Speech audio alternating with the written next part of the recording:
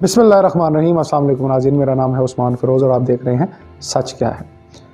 नाज़रीन, मुझे शायद ये अंदाज़ा हो गया है कि हुकूमत की नाक़िस तरीन कारकर्दगी के बावजूद अपोजिशन बुरी तरह नाकाम हो चुकी है। सेनेट में बिल पेश करने के कबल क्या हुआ, ये बिल क्यों पास हुआ और अब स्टेट बैंक को खुद मुख्तार करने से होगा क्या।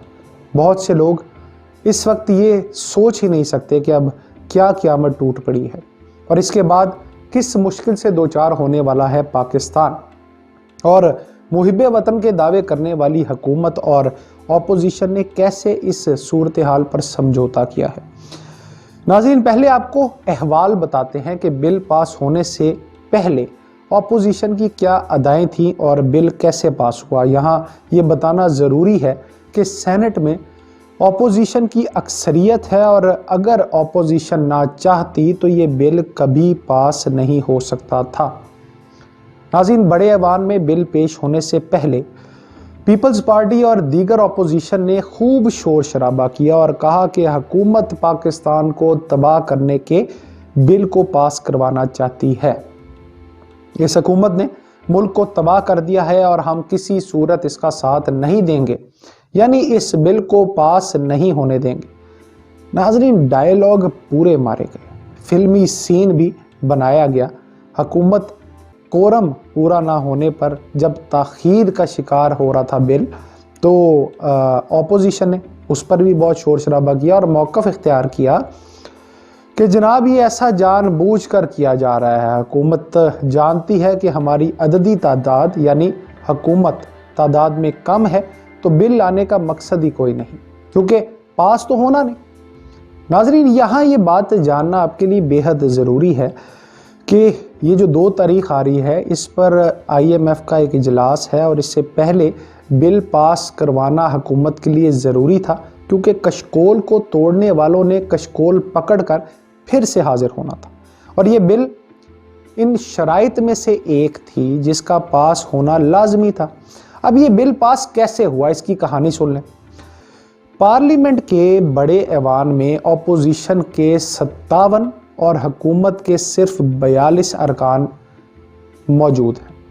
अब इतने कम नंबर्स होने के बावजूद अपोजिशन अरकान की गैर संजीदगी और गैर हाजिरी की वजह से ये जो स्टेट बैंक तरमीमी बिल था ये मंजूर हो गया। अब बड़ी मज़ेदार बात यह है कि हुकूमत के अपने 4 लोग नहीं आए, लेकिन उसके बावजूद अपोजिशन जो अरकान है उनकी गैर हाजिरी ने पासा पलट दिया। अहम तरीन कानून साजी के लिए एक तरफ हुकूमती रुकन सेनेटर ज़रका ऑक्सीजन सिलेंडर और डॉक्टर्स की टीम के हमरा व्हील चेयर पर ऐवान में पहुंची, तो दूसरी जानिब अब अपोजिशन की संजीदगी का हाल देखिए कि खुद कायदे हिज़्ब इख्तिलाफ यानी यूसुफ रज़ा गिलानी साहब मुल्तान से आए ही नहीं, देर हो गई उनको। और मुल्क की सलामती के इतने अहम मामले पर जो उन्होंने गैर हाजिरी की वजह बताई, वो बताई कि जनाब उनको किसी कुल खानी में जाना था। नून लीगी सेनेटर नुज़रत सदाकत बैरून मुल्क होने के बाइस, जबकि मुशाहिद हुसैन सैयद कोरोना की वजह से इजलास में शरीक नहीं हो सके। पख्तूनख्वा मिली अवामी पार्टी के सरदार शफीक तरीन, BNP मेंगल की नसीमा एहसान, BNP के कासिम रांझो, पीपल्स पार्टी के सिकंदर महेंद्रो और JUI के सेनेटर तलहा महमूद भी गैर हाजिर रहे। ANP के उमर फारूक कासी वोटिंग के दौरान उठकर ऐवान से बाहर चले गए। रही सही कसर जनाब दिलावर ग्रुप की आज़ाद अरकान ने पूरी कर दी। उन्होंने वोट जो है वो हुकूमती पलड़े में डाल दिया और यूं 42 के मुकाबले में 43 वोटों से बिल मंजूर हो गया, यानी कमाल हो गया। और ये तो पक्का हो गया नाजरीन कि अपोजिशन का हुकूमत के ख़िलाफ़ और मुल्क के हक़ में कुछ भी कहना ज़ुबानी जमा खर्च के सिवा कुछ भी नहीं। अब इस बिल के मंजूर होने के बाद होगा क्या, ये बहुत ज़रूरी है आप लोगों के लिए समझना।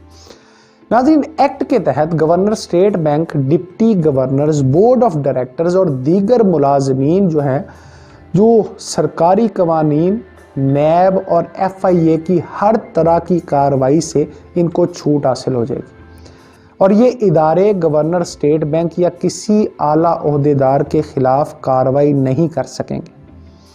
नए एक्ट के तहत स्टेट बैंक के बोर्ड ऑफ डायरेक्टर्स में हुकूमती नुमाइंदगी नहीं होगी। दुनिया भर के मरकजी बैंक अपनी हुकूमतों के लिए उनकी ज़रूरियात के मुताबिक करेंसी नोट प्रिंट करते हैं, लेकिन नए कानून के बाद स्टेट बैंक का हुकूमत के लिए करेंसी नोट प्रिंट करने पर बिल्कुल बैन होगा, यानी वो मुमकिन ही नहीं रहेगा। हुकूमत इंतहाई मुश्किल हालात में एक्सपोर्ट और रोज़गार के मौके बढ़ाने के लिए स्टेट बैंक के ज़रिए माली मरात नहीं दे सकेगी। इसी तरह हुकूमत का स्टेट बैंक से उधार लेना बंद हो जाएगा और इसे कमर्शियल बैंकों से उधार लेना पड़ेगा, जो जाहिर है बहुत महंगा पड़ेगा। इन तमाम तरामीम जो हैं उनके तहत स्टेट बैंक और इसमें काम करने वाले हर किस्म की जवाबदेही से बालातर हो जाएंगे।